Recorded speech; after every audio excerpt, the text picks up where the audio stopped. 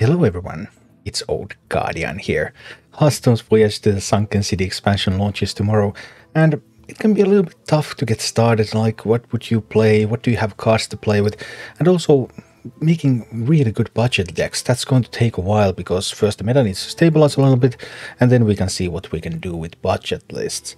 But given the overall power level of United in Stormwind or Fractured in Alterac Valley, it does look like the only way that you can play on a budget is to pretty aggressive. If not full out aggro, then something close to that anyway, so I don't expect any slower budget decks to have any chance anyway. So I've spent some time thinking about Voyage to the Sunken City, and in this video I'm going to present 11 budget deck ideas that I have for the new expansion that you can take out for a spin on day one if you like. No guarantees for any of these, so I wouldn't spend dust crafting these, but if you open a bunch of packs and you happen to get some of the cards, then these could be something to play with. The first one is the one that I'm most confident about. This is a budget Burn Shaman, because Burn Shaman was viable already previously. Burn Shaman is currently viable deck. Burn Shaman is losing some pieces, but Burn Shaman is also getting a couple of good replacements, so there's no real reason why Burn Shaman should not be playable in some form. What exactly is going to be that form? Well, that's a different matter.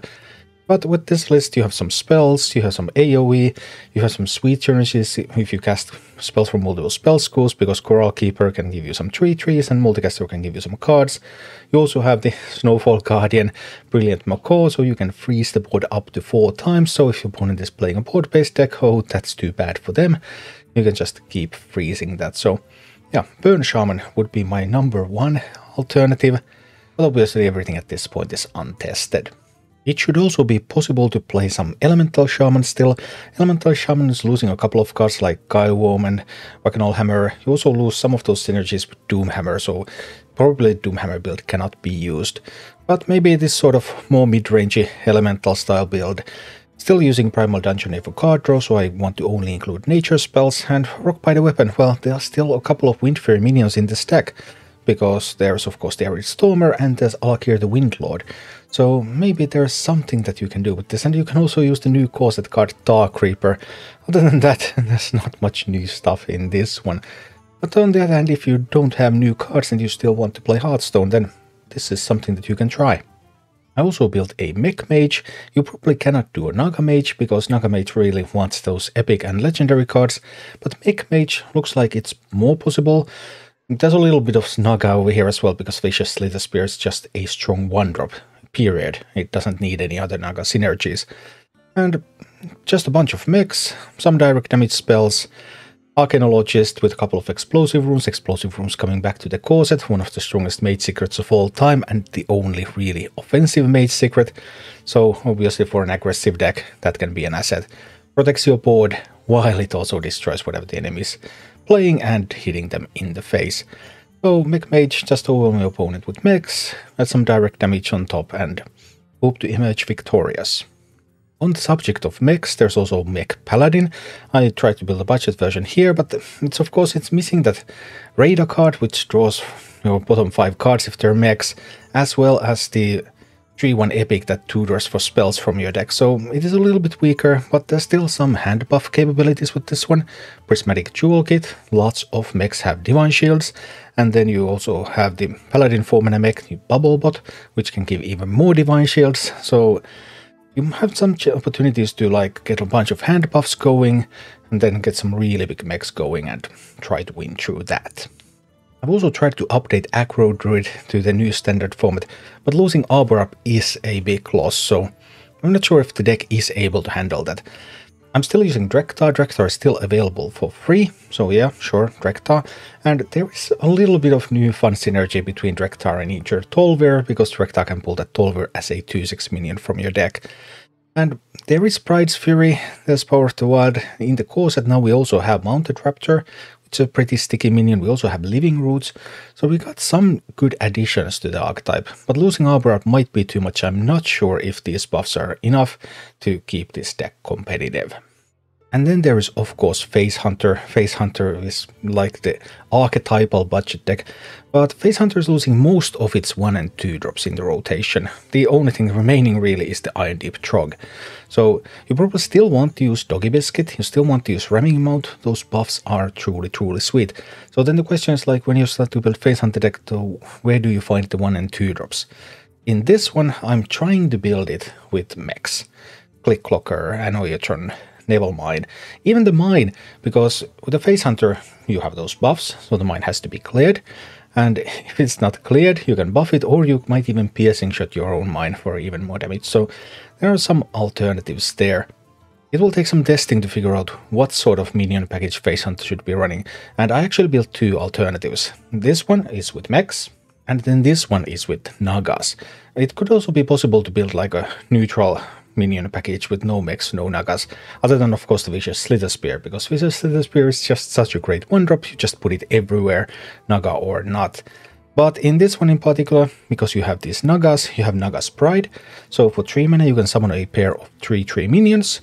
That is potentially powerful, but other than that the early game Nagas might not be strong enough, so I'm a little bit unconvinced yet on what path is Face Hunter really going to take.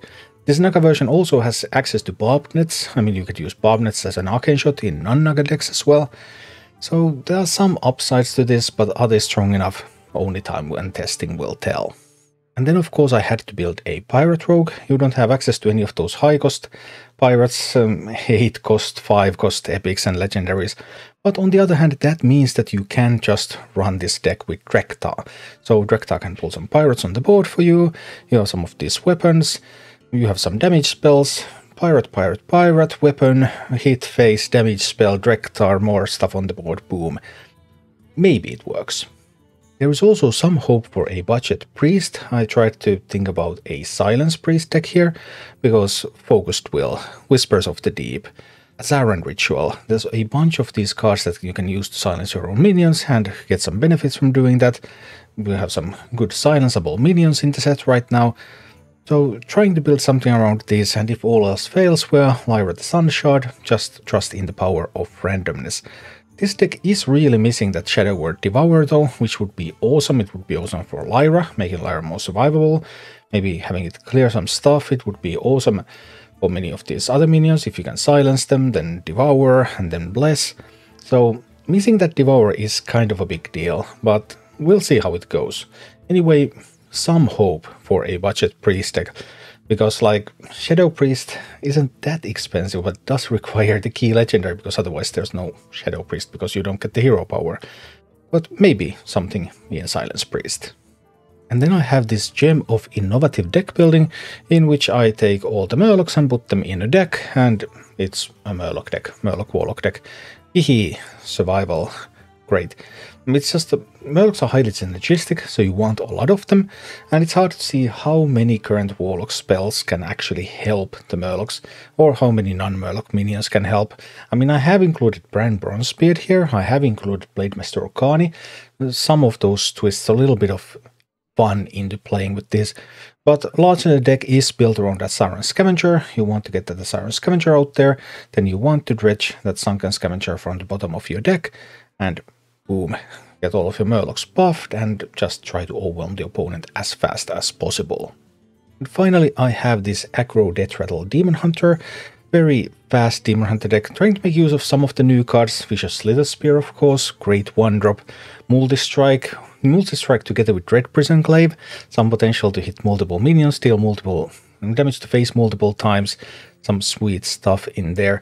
I was contemplating whether I should have Drektar in this deck as well, because usually you just want to put Drektar into everything, but I decided that I want to try with Selfish Shellfish, because pulling that from Razorman Beastmaster could just be the kind of tempo swing you want.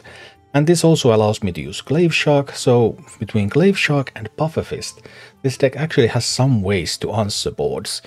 I was thinking whether I need some of those healing or taunt or that kind of Death Rattle minions. I don't have any of them in the deck right now, but that could be a future evolution of the deck depending on the meta. So yeah, that was 11 totally budget decks, only commons, rares and free cards used in all of these, so if you open a few packs at the start of the new expansion, don't have a lot of cards, want to play some stuff, then that's 11 ideas that you can try.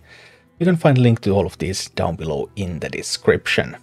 And I wish you a happy expansion day. Thank you for watching. If you enjoyed the content, please click the like button, subscribe to my channel, and check out my Twitch channel.